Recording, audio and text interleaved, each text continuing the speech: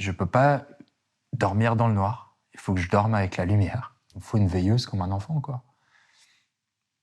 Tu flippes à n'importe quel bruit, t'as encore peur, tu regardes derrière ton épaule,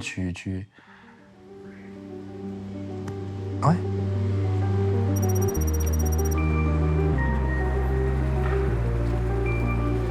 Il rêvait de découvrir l'Iran, sa culture millénaire et ses paysages incroyables. Je suis dans les montagnes de ouf. Je suis là et il n'y a pas de réseau du tout. Mais ses vacances ont viré au cauchemar. Quand on arrête quelqu'un pour obtenir quelque chose, il est otage, quoi. 11 mois après sa libération, Benjamin Brière a accepté de sortir de son silence pour raconter ses 3 ans de calvaire. Son histoire hors norme, digne d'une série, a longtemps été teintée de mystères et de soupçons d'espionnage. Pourtant, en 2019, avant de partir en Iran, Benjamin Brière n'était, dit-il, qu'un simple producteur de spectacles, féru de voyages. C'était quoi le contexte de votre voyage en Iran? Ça faisait déjà quelques années que je voyageais. Et du coup, l'Iran faisait partie de la route, puisque je rejoignais ensuite le Pakistan et l'Inde. Et au final, l'entrée en Iran se fait en 2019, fin 2019.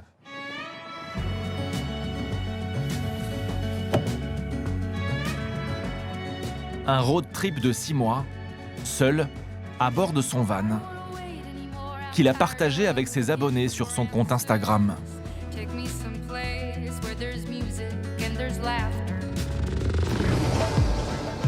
L'Iran, c'est magnifique, c'est des dunes de sable, c'est des déserts de sel.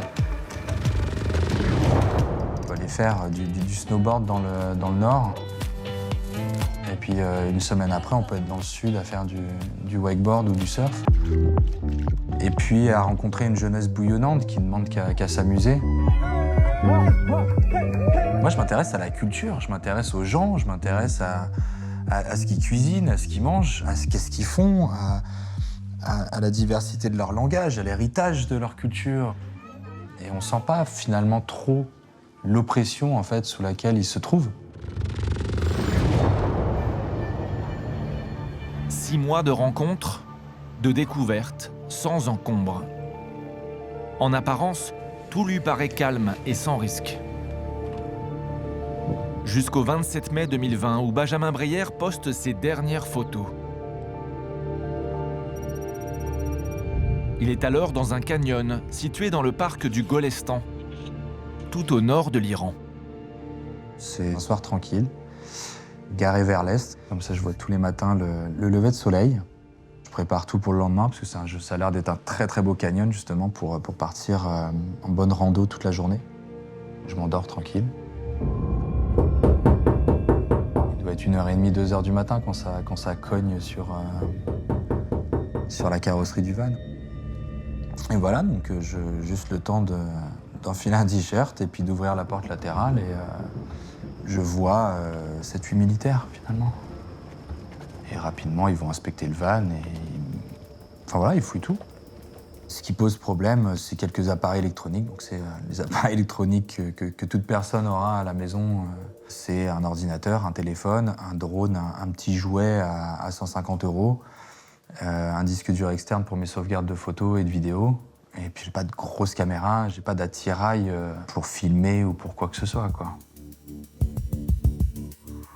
Le Français est transféré entre les mains d'un groupe armé, puissant et violent, lié au service de renseignement, les gardiens de la Révolution.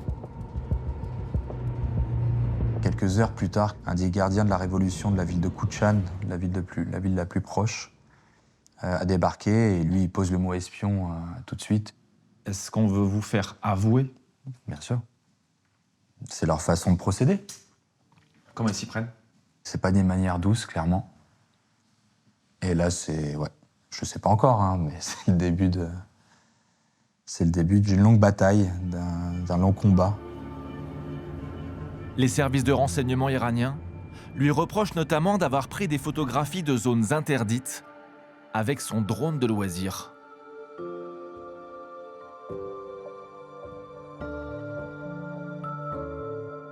C'est complètement faux. Et puis de toute manière, il n'y aura jamais de preuves, il n'y aura jamais d'évidence. Sur les milliers de photos que j'ai pu prendre, que ce soit avec mon téléphone, et puis ce drone de loisir, qui en soi n'est pas interdit, eh ben, il n'y aura jamais de site sensible. Enfin, c'est le fantasme des moulins, ça.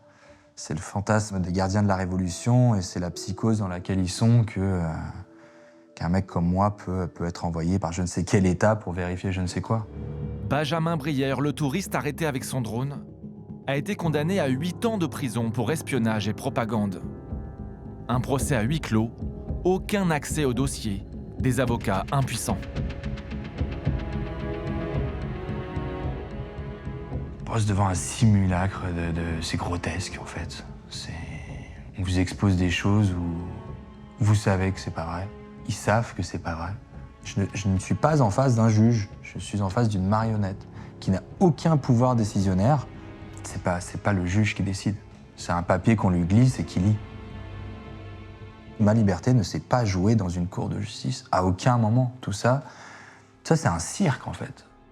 Certains Français peuvent croire que vous êtes vous-même un espion. Ceux qui pensent que je suis un espion, très bien. J'ai pas de preuves à vous démontrer le contraire. Enfin si, j'ai mon CV à la rigueur et mes expériences passées de professionnel du spectacle dans pas mal de pays et en France. Mais j'ai besoin de rendre des comptes là-dessus en fait, je sais pas. 3 mois après son arrestation dans le canyon, Benjamin Brière est transféré dans la prison centrale de Machhad, située au nord-est de Téhéran. Le Français est détenu dans le quartier de haute sécurité de la prison de Vakilabad, avec des prisonniers politiques et des criminels. Ce quartier de haute sécurité, c'est une prison dans la prison. On est enfermé dans un... Alors, faut savoir que c'est pas des cellules, c'est des dortoirs, plus ou moins surpeuplés, plus ou moins délabrés. On passe des journées enfermés à peu près 21 heures sur 24. Où on a le droit à un petit peu de sortie le matin, un petit peu de sortie l'après-midi dans une cour qui a les dimensions d'une piscine municipale, en fait. On se rend pas compte, déjà en prison, combien ça passe très lentement. Surtout au début, moi, je suis le seul étranger. Je parle avec personne. Je ne peux échanger avec qui que ce soit de toute manière. Et puis, y a rien à faire. À part la télé en persan qui gueule, du matin au soir. Sur 2 ans et demi à Machhad, j'ai vu des centaines de personnes passer leur dernière nuit en vie. Parce que le lendemain matin, ils allaient à l'exécution. Et j'en ai côtoyé, j'ai vécu dans le dortoir avec certaines de ces personnes-là. Et un jour, on les appelle et on les reverra plus. Et ils seront exécutés le lendemain matin, par pendaison. Donc ouais, comment on oublie les visages de ces gens-là? Le Français doit aussi endurer de longues semaines à l'isolement, dans une cellule de 1 mètre sur 3. Et lorsqu'on l'autorise à appeler sa famille, les communications sont étroitement surveillées par des gardiens. En moyenne, j'aurais un coup de téléphone toutes les 3 semaines, 1 mois, qui durera un quart d'heure, 20 minutes. Qu'est-ce qu'on se dit en un quart d'heure tous les mois avec ses proches? On n'a rien le temps de se dire.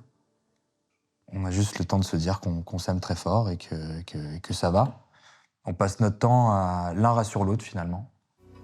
Bernard Féland, le premier jour où il a été conduit en prison, il s'est retrouvé avec moi. Il s'est retrouvé dans le même dortoir que moi. Je suis plus tout seul, il y a un autre Européen avec moi.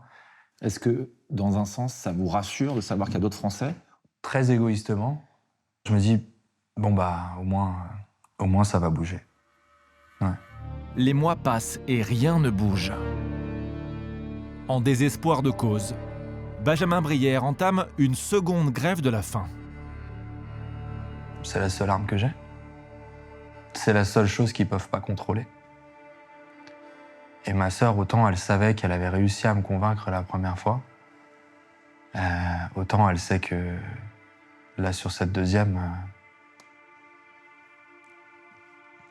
elle sait que j'ai décidé et je vais être dans mon tunnel et ce sera comme ça.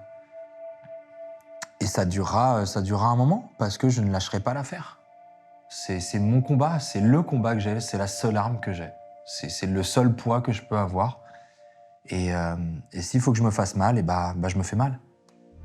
Quelques semaines plus tard, alors que sa santé se dégrade, à sa grande surprise, Benjamin Brière est à nouveau convoqué par le juge. Je suis acquitté, blanchi de tout crime. Et il y a un ordre libératoire qui est envoyé à la prison. On lui demande de préparer ses affaires. Benjamin Brière s'apprête à retrouver sa liberté. Je suis arrivé à 1 mètre de la sortie. Et il y a un mec des gardiens de la Révolution qui m'a tapé sur l'épaule, qui m'a dit de retourner en cellule. Voilà. Le Français va devoir encore patienter 4 mois. Le 12 mai 2023, cette fois-ci, c'est la bonne. Un accord a été trouvé. Benjamin Brière et son compagnon de cellule Bernard Felland sont libérés, accueillis par l'ambassadeur de France en Iran et son équipe. On est conduit dans un hôpital privé à Machhad, où on doit passer la nuit en observation. Vous n'étiez pas en sécurité encore à ce moment-là? Non, mais moi, toute la nuit, en fait, je m'attends à voir les gardiens de la Révolution débarquer, à tout moment, en fait. Et puis on se retrouve dans une chambre, seule, où il fait noir. Au final, non, on a passé une grosse partie de la nuit dans ma chambre, tous les deux, avec Bernard. On dort pas de la nuit. Moi, je sors de 3 ans où il y a la lumière 24 heures sur 24. Il n'y a pas un seul moment où j'ai dormi dans le noir. Finalement, on décollera le lendemain, début d'après-midi, heure locale. Enfin, c'est digne d'un film, en vrai. Encore une fois, c'est complètement fou. Je me baladais en van et je rentre en avion, c'était un jet privé, quoi. Avec l'ambassadeur. Et je me souviens, il me dit, écoute, je te promets que dans 28 minutes, vous aurez quitté l'espace aérien iranien. Et voilà.